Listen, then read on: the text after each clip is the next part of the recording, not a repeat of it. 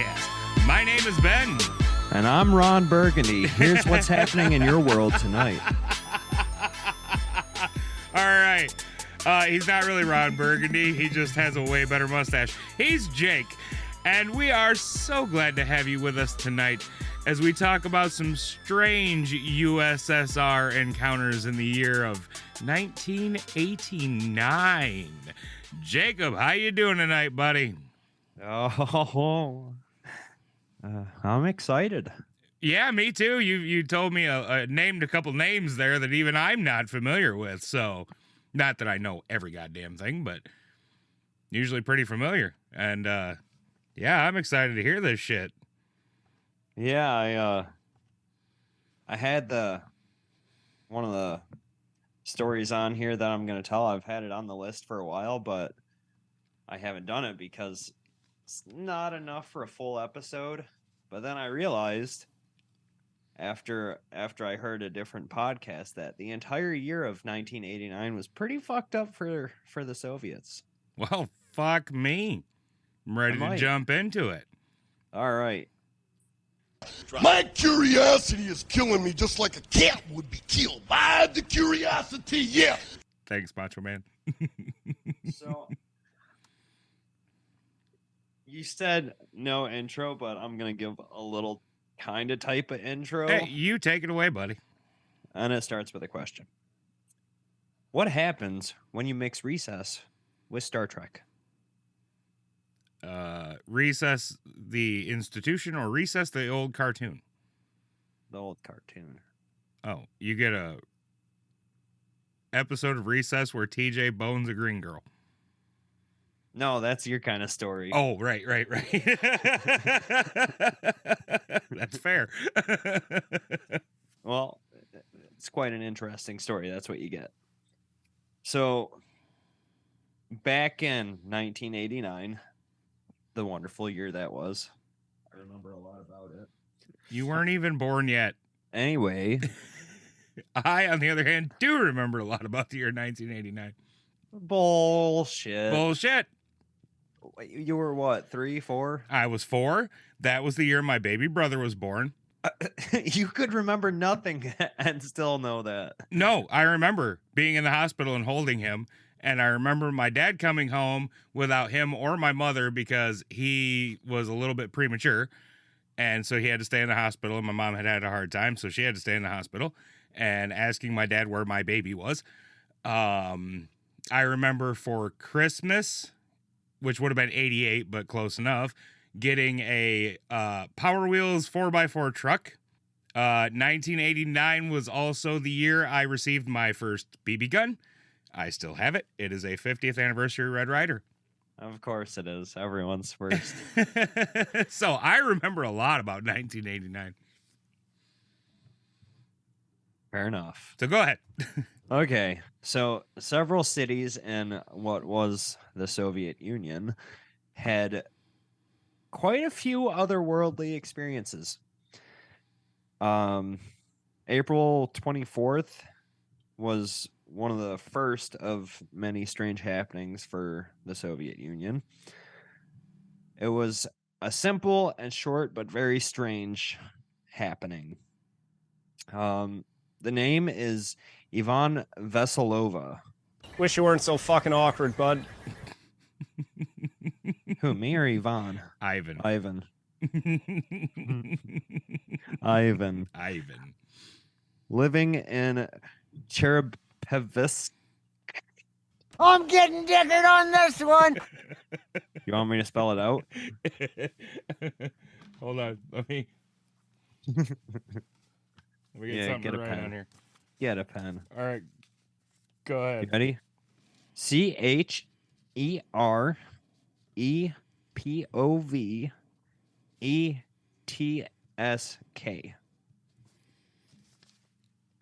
Cherepovets.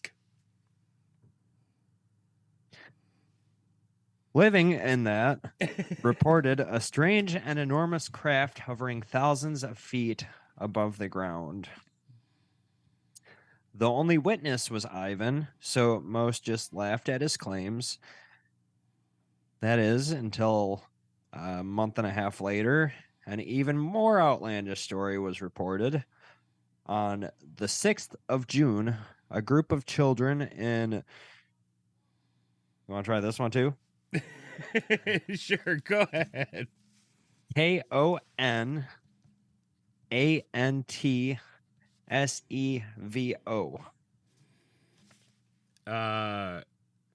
Conan Savo.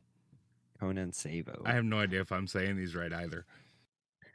Allegedly observed a strange craft landed in a meadow, and a headless person jumped out of the craft. Whoa. And that was it. A headless person? Yeah. How'd he get in there? Why is he jumping? The anal probe was too big. Headless people don't generally jump. No, but Maybe for a second. It's like- then, again on the 11th of June, a woman in Vologda, one of those, Yeah. reported a fiery sphere crossing the sky and stated that the craft was visible for 17 minutes. That's a long time. It is. That's going and real fucking slow. That's like, look up, look at the clock, wait for it. Oh, now it's gone. 17 minutes and 12 seconds on the dot. The most heavily witnessed incident happened in September of 1989. A sighting that was witnessed by more than 500 people. An unidentified craft was spotted above a neighborhood.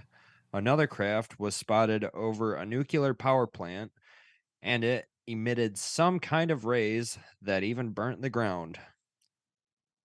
All of these sightings happened before what was said to be the most insane incident, to which they didn't even hold a candle to. And a couple of hundred people witnessed this, but a few dozen got to see it right up close and personal. And after what they experienced, they probably wish they hadn't. Oh, buddy. Yeah. So, several people were gathered in a Voronezh park. Yeah, Voronezh Park on a beautiful September afternoon. Voronezh is about 300 miles southeast of Moscow. Parents were watching their children, taking walks, waiting for a bus, and there was even a group of kids playing football. Not sure which, if it's the football or football. That would probably be the soccer. Yeah. On a field in this crowded park. Another ordinary day at the park that is until around 6:30 p.m. Now, I don't know how Russia or Soviet Union Septembers work, but here it would be getting dark. Any idea what region of Russia or the USSR this was? North, south, east, west? 300 miles southeast of Moscow. So yeah, it's probably kind of a cold. That's still a northern climate. Yeah. So at about 6:30 in the evening, a bright pink light appeared over the horizon, which at 6:30, some can argue that it could have been the sunset, but this light was so bright, it stopped people dead in their tracks with all eyes on it. After just a moment, the people made out an orb shape emitting the light.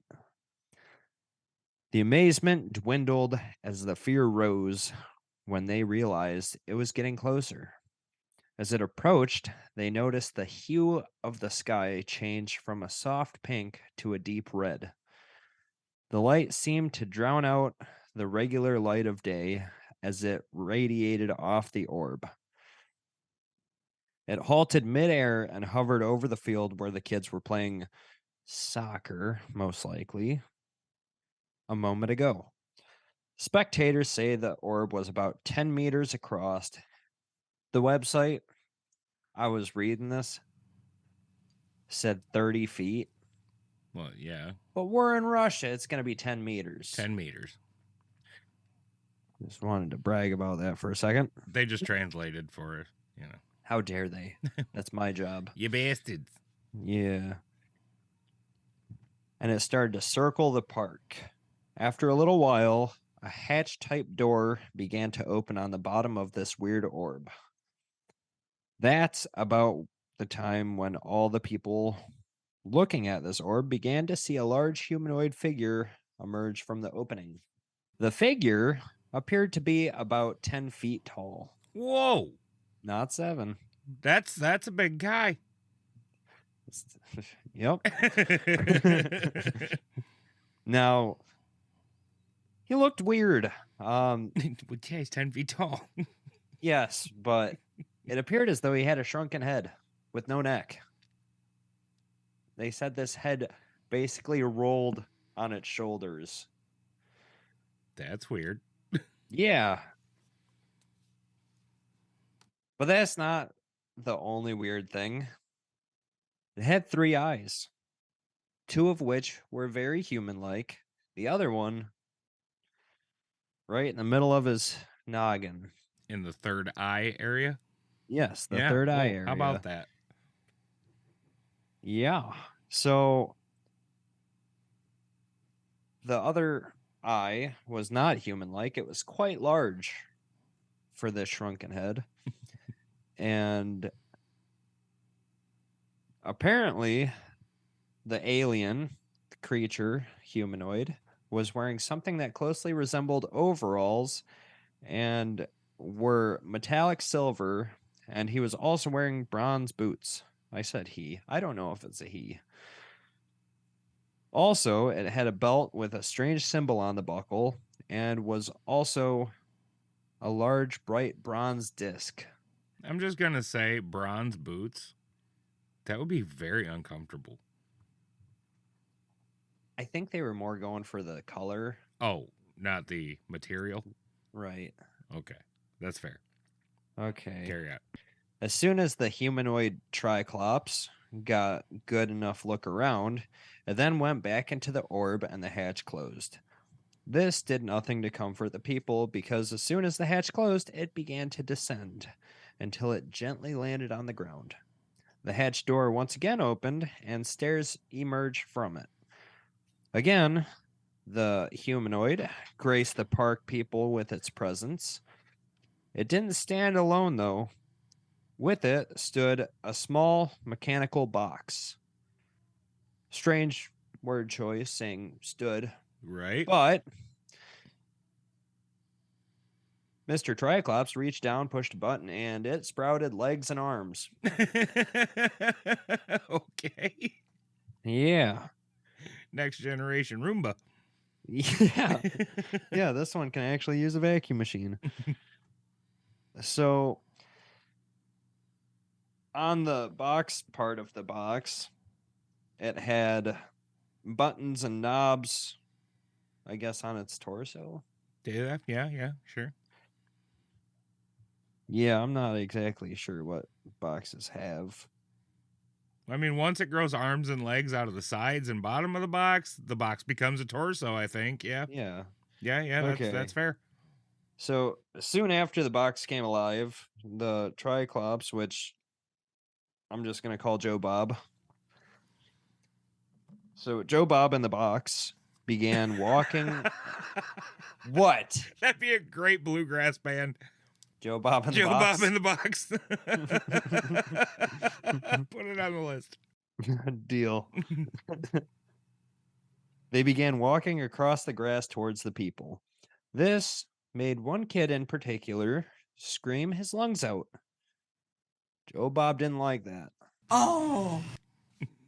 Yeah. So as soon as the child with face started screaming, he shuts the fuck up.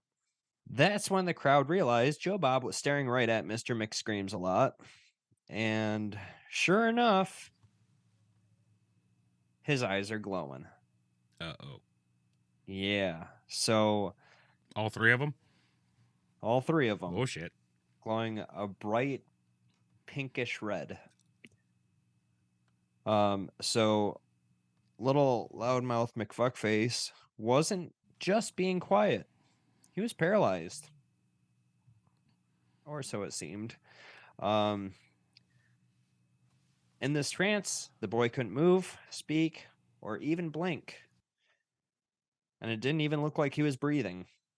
This brought the braveness in the crowd to an all-time high. They all heroically started screaming. All unified, bravely shitting their britches seemed to do the trick because Joe Bob, along with his spherical chariot, vanished into thin air. Ah, yes. It worked. So Alright then. their seems their decibel level kind of saved the day. Maybe he figured out he wasn't wanted. 5 minutes later, Joe Bob and his pimp mobile reappeared. Oh shit. Yeah, Joe Bob was also packing heat. Uh-oh. This heat wasn't your regular shotgun or rifle. It had a tube running into a metallic box type deal, and it had a pointed end. So it was like kind of like a prism type Okay. shape, I guess. All right. So Joe Bob aims it at the still paralyzed preteen fuckface and pulled the trigger. Just like any other gun that we operate on Earth, the kid evaporates. Don't tell my lawyer we kill people, man. So 1 minute he's catatonic. Next, fucking gone. Once again, the people in the park show their bravery by screaming and running. That's fair. This hurt Joe Bob's feelings. So he went right back into his Cadillac and fucked right off. At a quite fast pace, too. It like broke the sound barrier, just like the boom and crack, you know. Mm-hmm. But Joe Bob felt bad about what he did. So as soon as the sphere was out of sight, the little fuckface reappeared. Exactly where he was. Unharmed, but unconscious. Well, I mean, it was nice of him to bring him back, I guess. Yeah. So, looks like Scotty beamed him down. Yeah. So, everyone goes and hides back in their homes. But eventually the story does get out. It spreads to the largest papers in the Soviet Union at the time. Reports of aliens, attacks, vaporized kids, and most of all, the deep eating fear that basically consumed anyone who saw it. Now, as all good things do, the story made its way to America. Mm-hmm. No mean feat in the year 1989 when the Soviet Union was still a thing. And the Cold War was going on. Precisely. Yeah, so us being Americans, we're very supportive and believing that we also put it in the papers. And we named the story Close Encounters of the Communist Kind. Okay. Yeah, we didn't believe a fucking word. And basically, we thought they were just like, they were having issues with their government. Mm-hmm. So they were spreading fear, propaganda, fear mongering to keep the people in check. But that's still a pretty shitty way for good old America to deal with it. Now, scientists made their way to that park. Mm. And what they found was pretty neat. They found where the craft had landed. They found alien footprints, which I have to question because it was wearing boots. I mean, you just saw my brow crinkle. I know that the listeners Yeah, couldn't yeah. see that, so I'm gonna They didn't. voice my concern. How did they know they were alien footprints? Because apparently they were extremely deep in the ground, Okay. and where the craft was Mm-hmm. went from there, and then like from where it was, there was no footprints back. Those, like, whatever was making those footprints just poofed. So I mean, yes, if they did find footprints like that, that is it corroborating evidence, but not exactly a smoking gun. Also, I forgot to tell you one of the better things that America said about the appearance of this alien. They claimed with the metallic overalls and the bronze boots, Mm-hmm.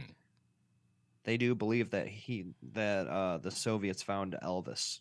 Wait, what? That's what they said. Why? Because apparently Okay. Elvis had some strange outfits.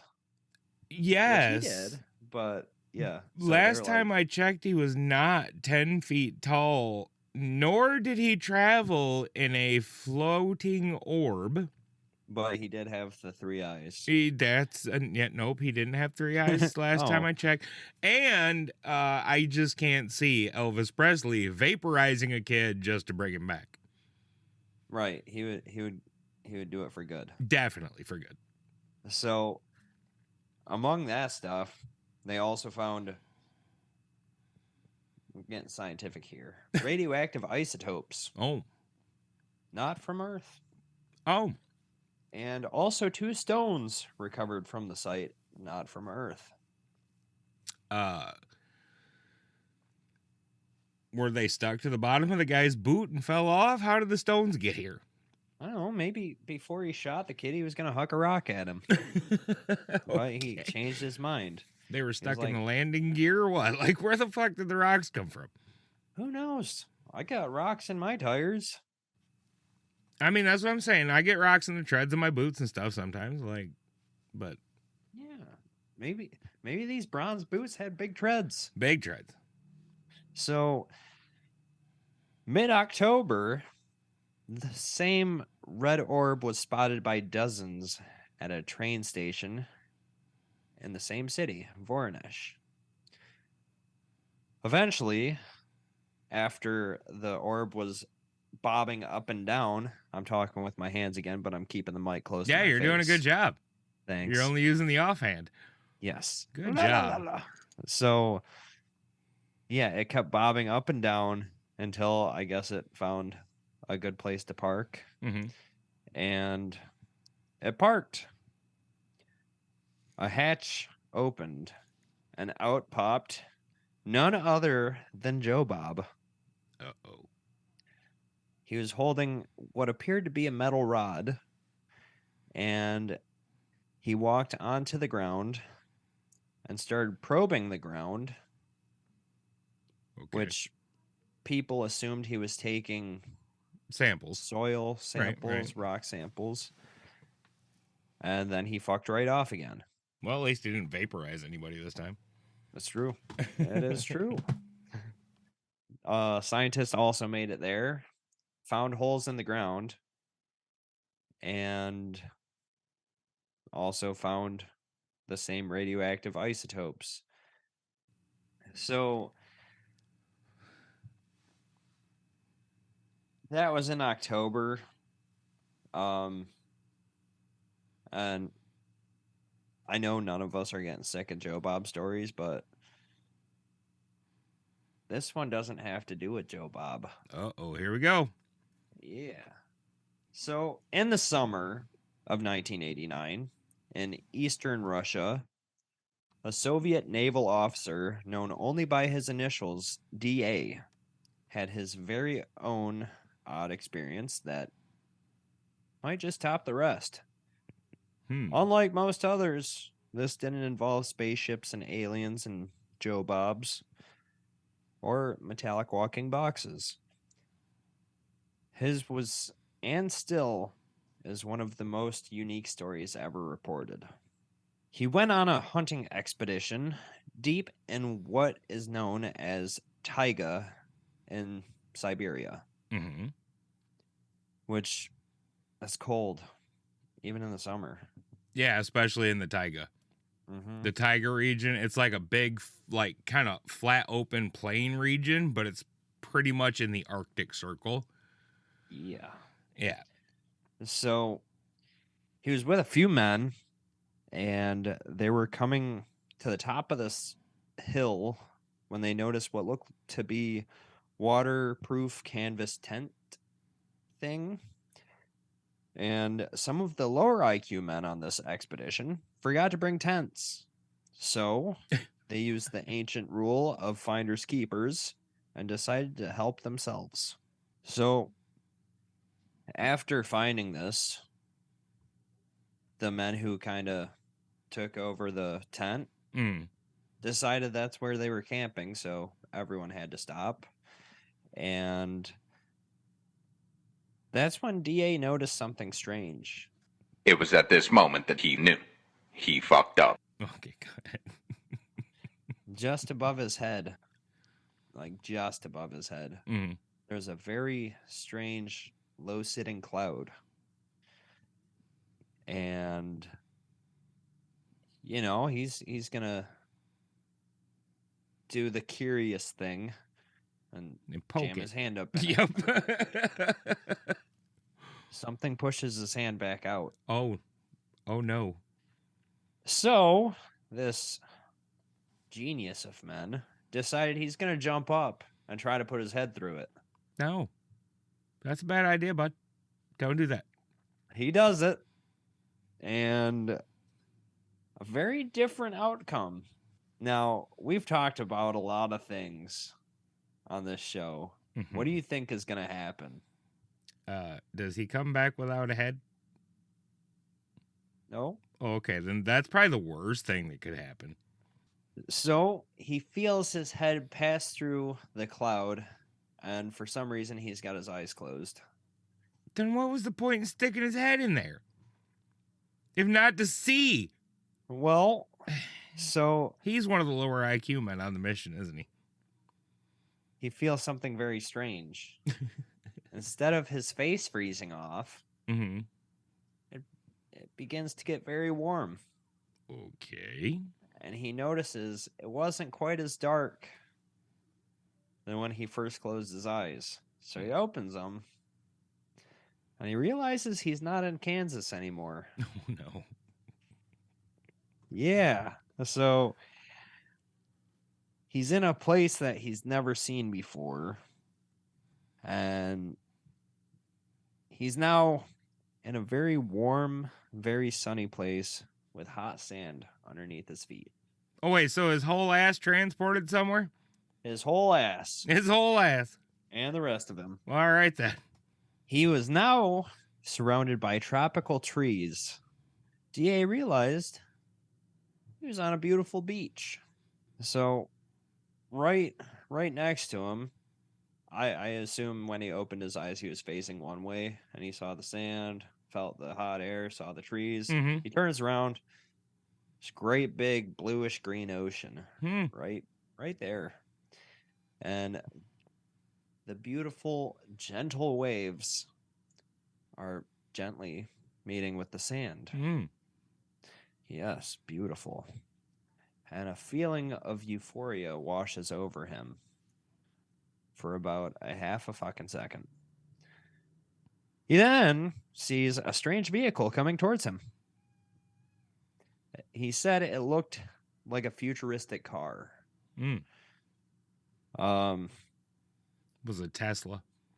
no. It's a 2010 Subaru Outback. Those still look the same as they did in 1989. He also realized there was 3 people inside the vehicle, or 3 beings, I should say. But as it approached closer, and he's too much of a man to skitter out of view, Mm-hmm. he sees 1 is a man and 2 are women. They look pretty normal, pretty humanish. Mm. And as they get to him, they say hello in a flawless Russian accent. Oh, that's handy. Yeah.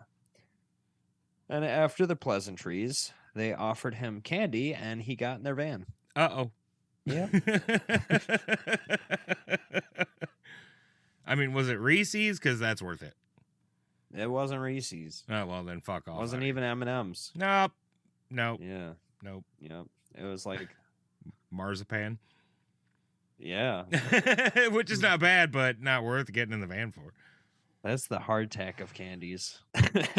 You don't like So- marzipan? Uh-uh. Oh, it's okay. I don't mind it. Okay.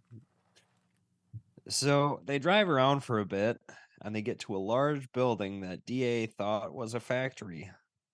When inside, he saw these strange humanoid beings and they called for him to come over. He's a smart guy, so of course he goes and Right. talks to these strange looking humanoids. That speak Russian. Well, these ones look different than the ones that offered him the candy in the first place. Well, obviously, but if they called him over and he went over to talk to him, they have to speak Russian. He speaks Russian. Yeah, I guess so. All right. So again, he takes the candy and they ask him to do some tests. Mm. Some more candy for DA. Mm-hmm. I want to say his name's like Dmitry Aronoff. Probably. Something like that. I mean, it's Russian sounding. So the tests were just questions to which he answered, and then he asked who they were. They didn't say much. They only said they were from the 21st century. After that, they offered him a place to stay. Oh. He didn't want it. He said the last batch of candy kind of sucked, so he refused, saying he had to get back to his wife and kids. They insisted, and he got scared.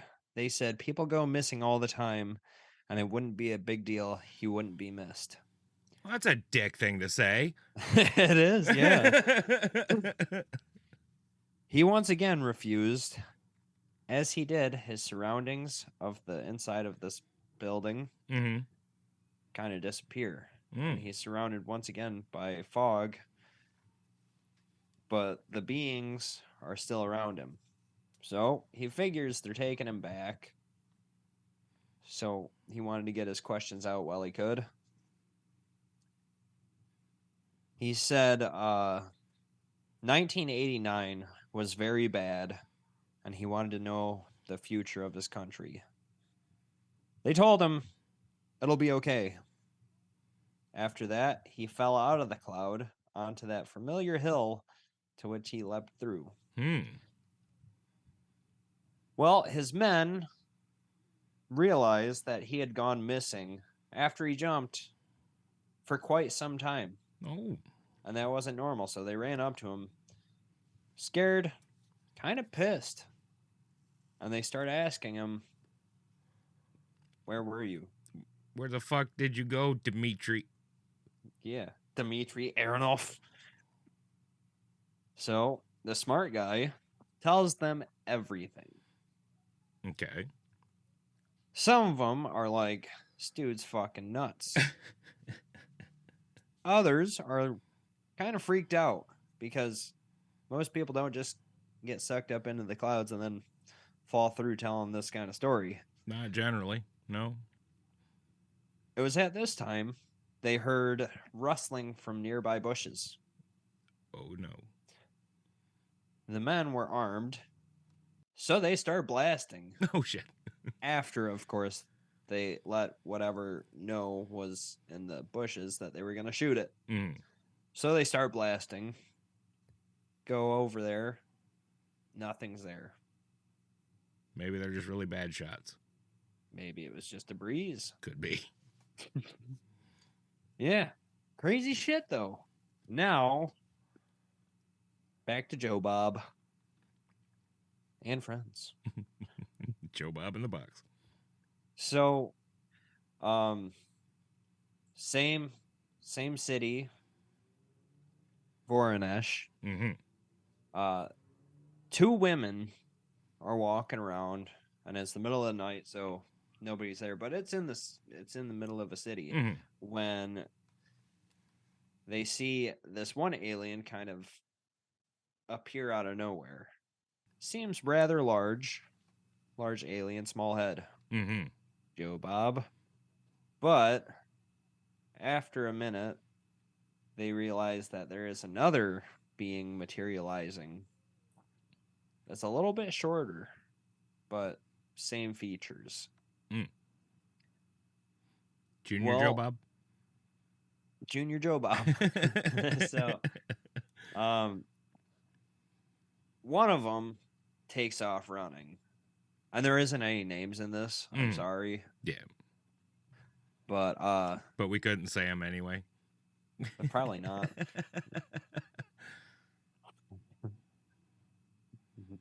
Wait, what is it? Natalie Romanoff. There we go. There you go. Black Widow. There you She freezes in her tracks while the other one runs. Basically, her fear is so strong that her legs go numb, and she's just standing there. The way they explained this was very interesting. So they walk like normal humans, Mm-hmm. but it appeared as though something wasn't letting them touch the ground. They were in silvery metallic clothing, including the boots. He traded out the bronze boots. Everything was all silvery, but they had very pale white faces with featureless. So we're dealing with Slender Man. But when they walked, they didn't touch the ground. How the fuck did they leave footprints then? These ones didn't. The last one did. Yeah.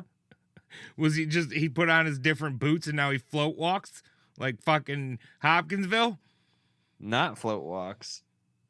And how dare you even call that floating? He's above the ground. Not that. The Kentucky Goblins. They were floating. Yeah, but walking. That's not. No, that was not walking. I remember what you said.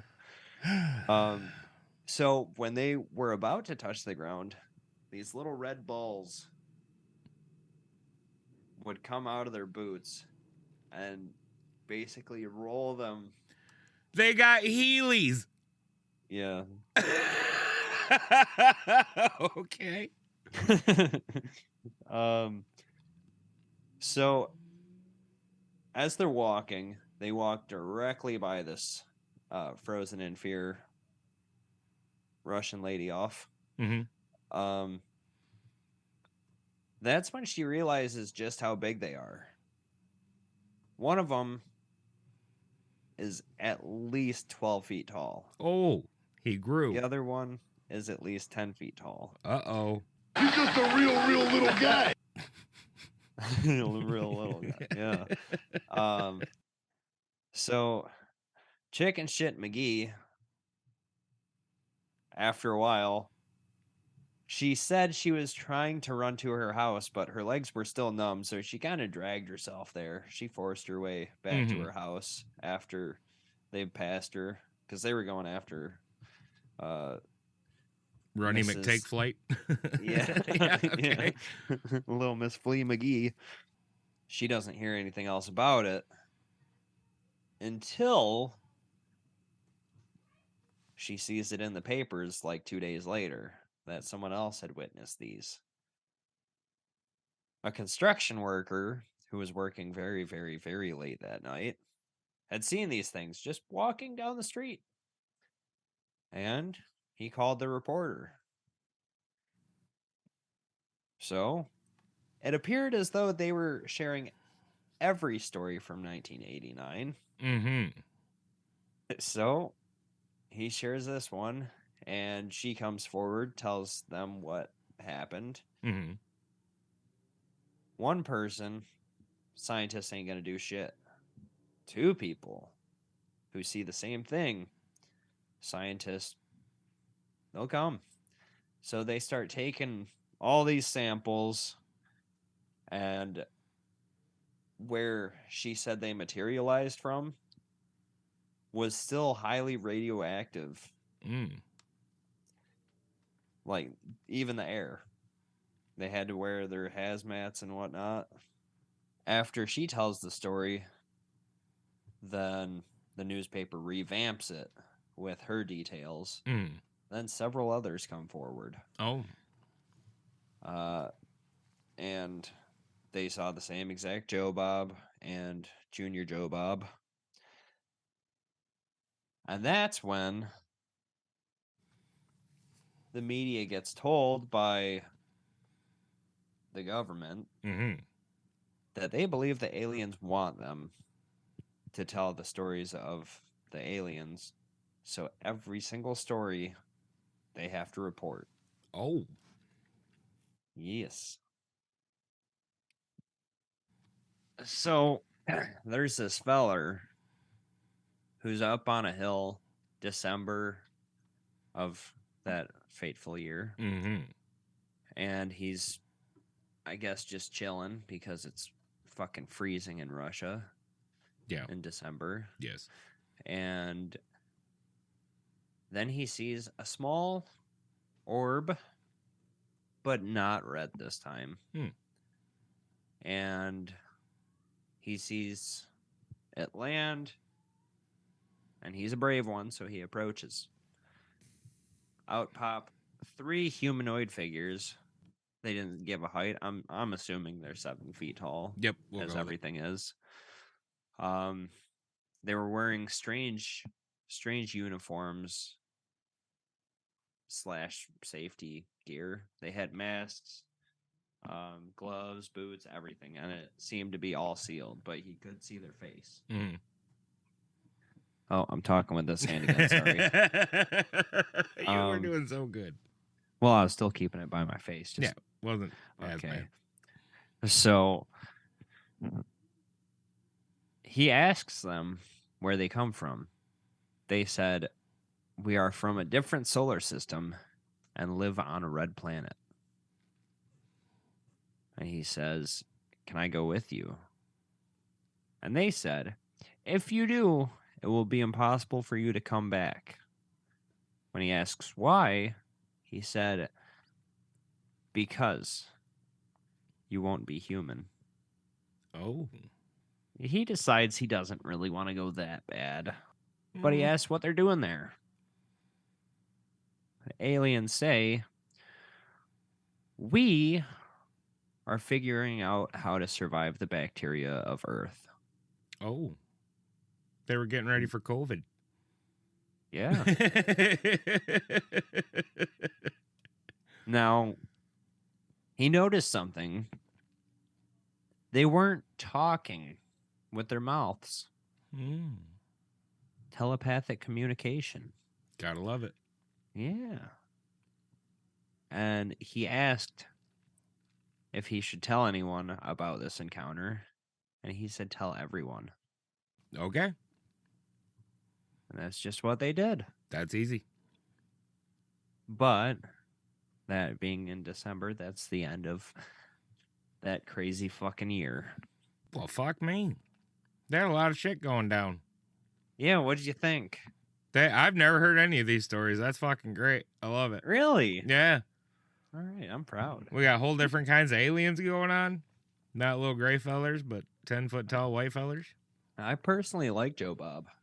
You know, I don't know what he was doing, but Well, he had that really good parental look. The look, you know. yeah, the You look have the where look. your eyes glow.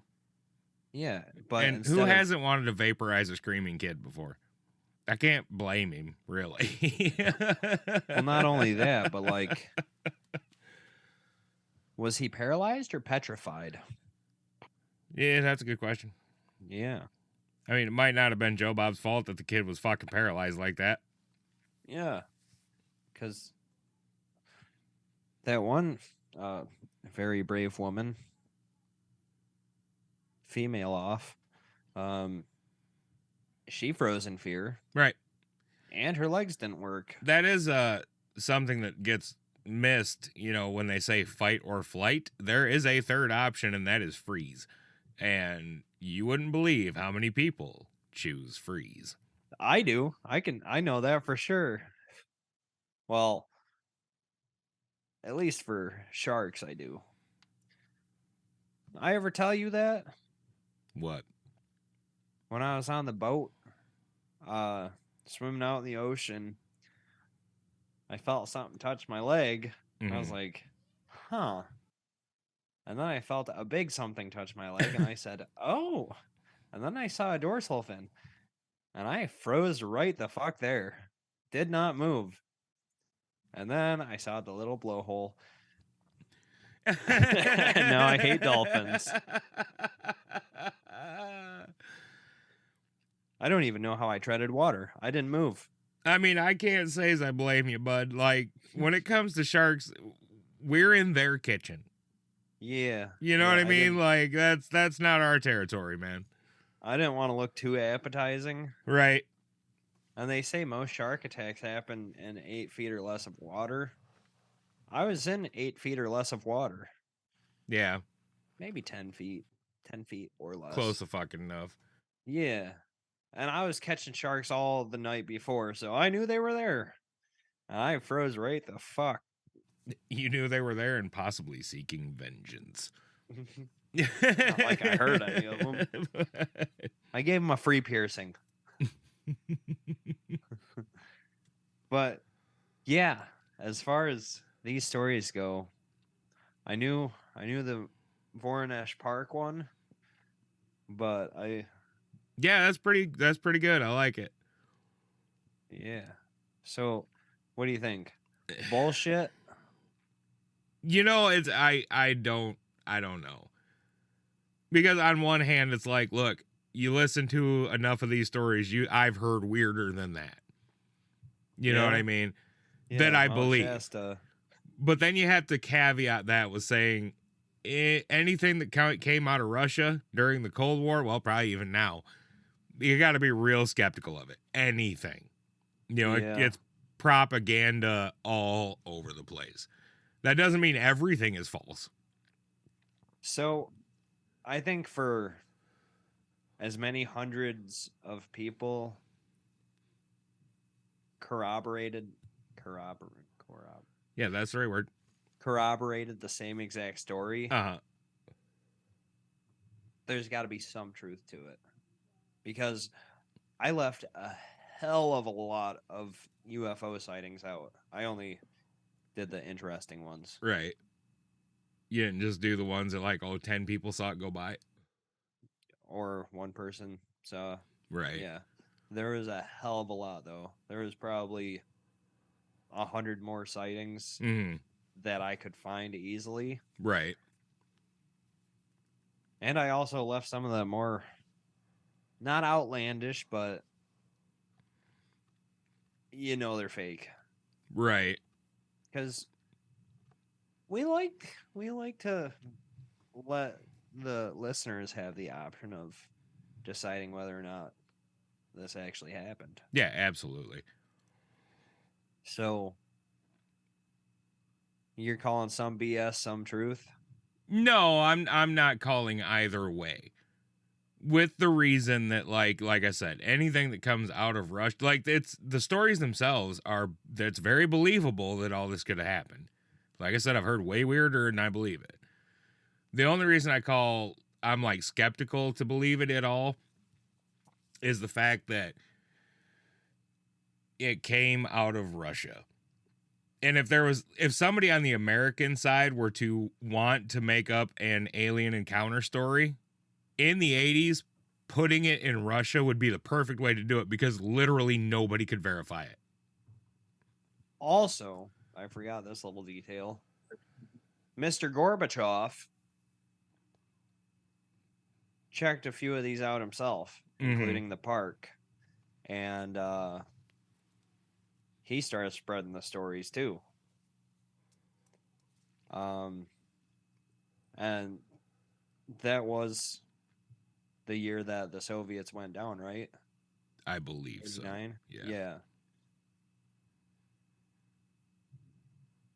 Now, they were also that guy, the last story I was telling. Mm. They, goodness, the guy believed that the aliens wanted him to tell everyone Mm-hmm. that they were there because you're gonna love this part.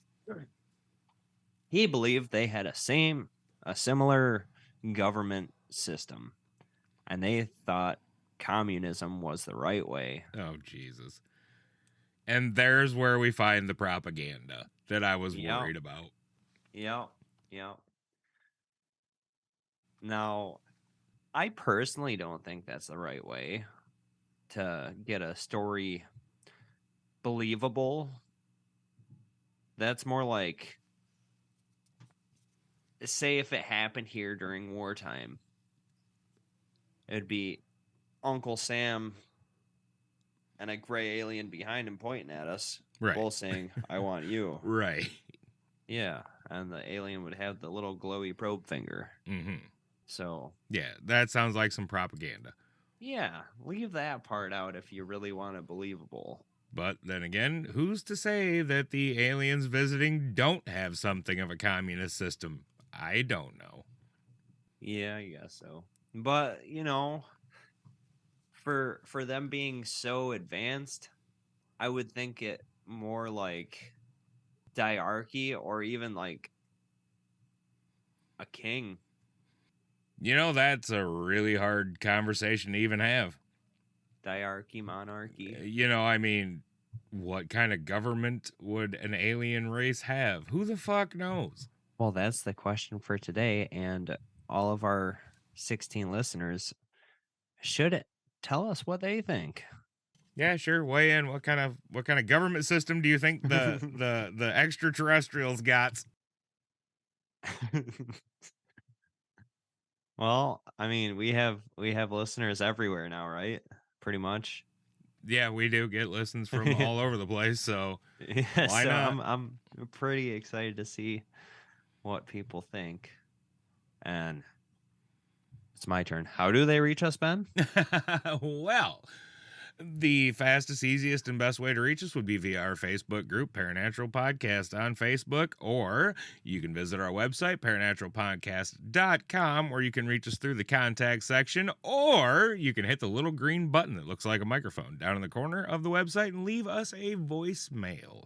The other way to reach us directly would be via our email, paranaturalpodcast@gmail.com. That seems scripted. I've just said it a lot. And if you don't really give two shits about their government system and you're getting sick of alien stories, Whoever gets sick of alien stories. I hope there's no one, but tell us what kind of story you want us to do. If you got a story, or if you want us to do a cryptid from where you're from or whatever. Yeah, we're definitely down. We're open to suggestions. Yeah. So reach out via any of those platforms and methods and let us know. But it's got to be spooky or weird and not Or- true crime. Yeah, we don't do true crime so much. No, not unless it has to do with ghosties. Correct. Closest we do is asylums. Yeah, haunted places where Yeah. crimes may have occurred. Yeah. Like that one awful fucking story. New year, new us. Yeah. Well, same us. same We're just us. going to Definitely avoid same those us. stories. But yeah, that's what I got for 1989. All right, Jake, that was a fascinating fucking topic, bud. Thanks. That was cool. I like it. Bringing them out of the Rooskies. And with that, I will say, if you enjoy our show, please do not forget to share it with a friend. You have been doing so lately. We very much appreciate it. And we appreciate you guys listening every single week to us rattle on about some weird bullshit. So until next time, thank you very much, and good night. Good night. Love you. Spread the word. again.